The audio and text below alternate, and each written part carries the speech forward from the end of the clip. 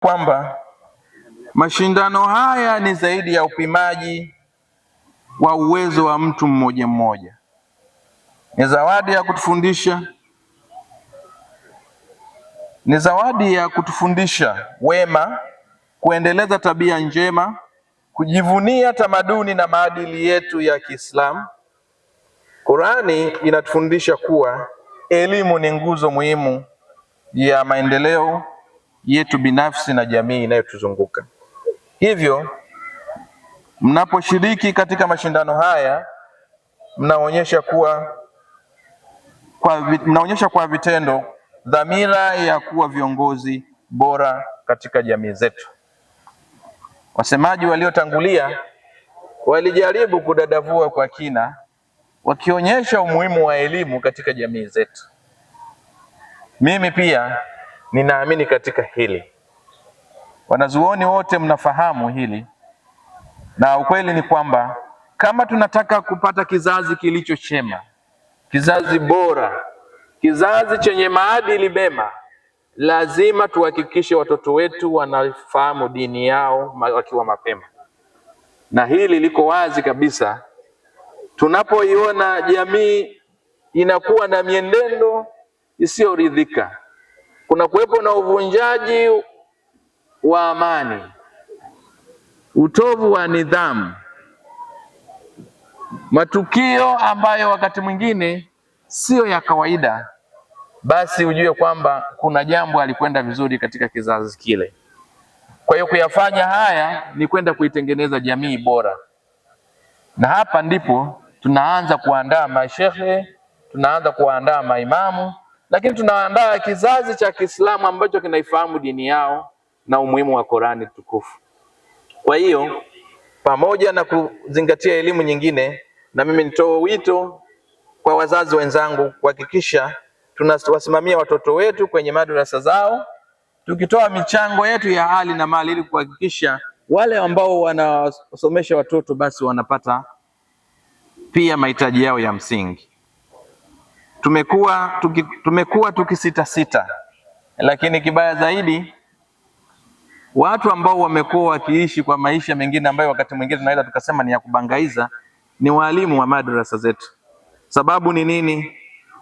Hatuwezi kujua, lakini ni vyema nami nitoe wito kwa wazazi na Waislamu wote kuona umuhimu wa kuwasapoti walimu ili waweze kufanya kazi yao hii kwa uweledi na kwa uadilifu wa hali ya juu, nikiamini kabisa wao pia wanayo mahitaji ambayo wanatakiwa wayapate kama wanadamu na kama Waislamu wengine wa kawaida.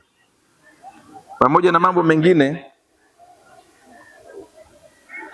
ningependa kutoa wito kwa wanafunzi wote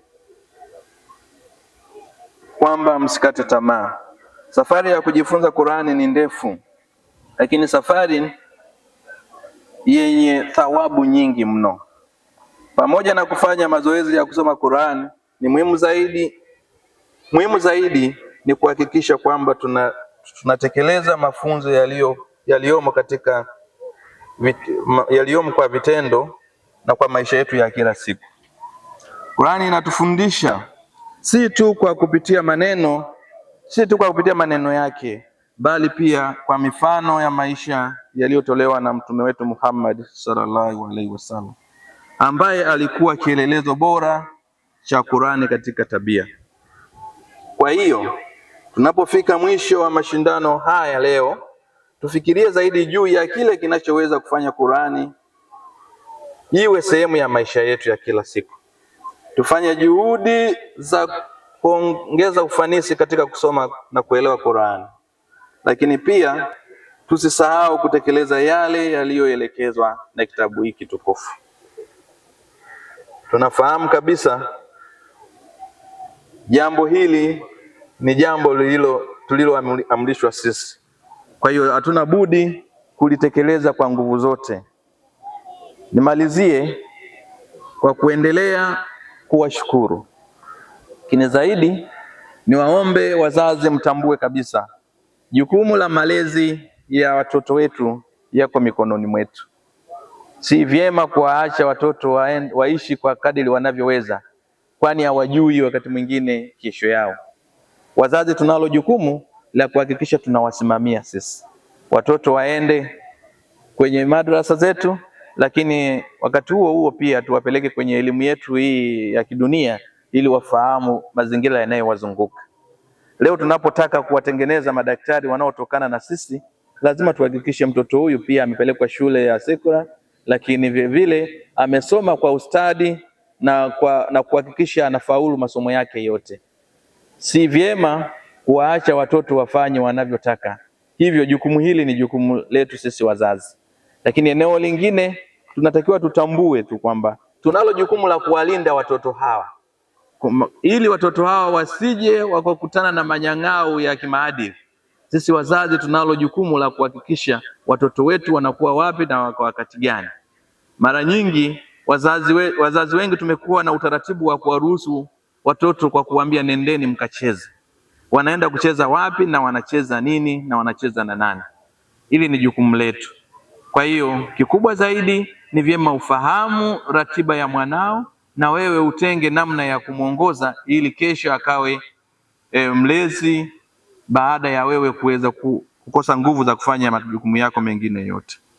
Pamoja na mambo mengine, niendelee kuwaomba, tuendelee pia kumwombea Rais wetu wa Jamhuri ya Muungano wa Tanzania Dr. Samia Suluhu Hassan pamoja na viongozi wote. Tuendelee kuwaomba waweze kuwa na nguvu na afya njema ya kuweza kutuongoza katika maendeleo ambayo tunayataka Watanzania. Tuwaombee pia makamu wa rais, tumwombee pia rais wa Zanzibar, waziri mkuu pamoja na viongozi wote, ili wawe na hekima na busara ambayo sisi Watanzania tunaitamani. Lakini vile vile niendelee pia kuwaomba Waislamu wenzangu kuendelea kuliombea taifa kwa mwaka huu 2025 ambao ni mwaka wa uchaguzi, kwani mwaka huu tunaamini kabisa tusipokuwa makini na tusipomtanguliza Mungu kwenye jambo hili la uchaguzi, hatuwezi kufanya vizuri kadiri kwa namna tunavyotarajia. Kwa hiyo tambueni pia viongozi wa dini tunalo jukumu hili, na ninaamini mkilifanya kwa weledi mkubwa, nchi yetu itaweza kupita kwa amani na utulivu. Lakini pamoja na yote, niendelee tu pia kuwaomba wana Mbagala Kuu wenzangu kuendelea pia kuamini kabisa pia hata sisi bado tunawahitaji zaidi. Lakini zaidi, nami diwani wenu nitaendelea kuwapa ushirikiano na niko tayari kwa ajili ya safari ya 2025, kwani ninaamini pia haya tunayoyafanya ni kwa ajili ya wananchi, na tunapoyaongelea maendeleo sio barabara tu. Haya nayo tunayoyafanya hapa ni maendeleo kwa faida ya wana Mbagala Kuu na jamii inayotuzunguka. Mwisho lakini sio kwa umuhimu, naomba niwapongeze wote mlioshiriki katika mashindano haya. Mimi ninaamini wote mnao uwezo mkubwa, na leo ni siku ya kujivunia kwa kila mmoja wenu. Mwenyezi Mungu awabariki katika juhudi zenu na awasaidie kufikia malengo yenu pia makubwa. Ninaamini kabisa watakuwepo washindi wa kwanza, wa pili na watatu. Kwa hiyo wale ambao hawatopata nafasi hizo wasijione wanyonge, watambue tu kwamba itakuwa ni changamoto kwa ajili ya safari ya mwaka kesho. Bado sisi pia tunaamini mashindano haya yatakuwa ni endelevu, na kwa kuwa Sheikh Ali Kizegero pamoja na timu yake wanayo nia thabiti, naamini tutayafanya pia katika miaka mingine. Kikubwa tu muendelee kutuombea kwa Mwenyezi Mungu, kwa sababu kazi iliyopo nayo ni kubwa. Mimi diwani wenu nadhani Sheikh Kizegero ameshasema kwa haya ambayo nimeyafanya ni kuhakikisha haya mashindano yanafanyika, na ninaamini hata mshindi atapatikana kwa haki. Niwashukuru na kuwapongeza majaji wetu. Ninajua kabisa pia na nyie mtakuwa mmetenda haki ili tuwapate washindi ambao wamesoma Qur'ani kwa udadisi.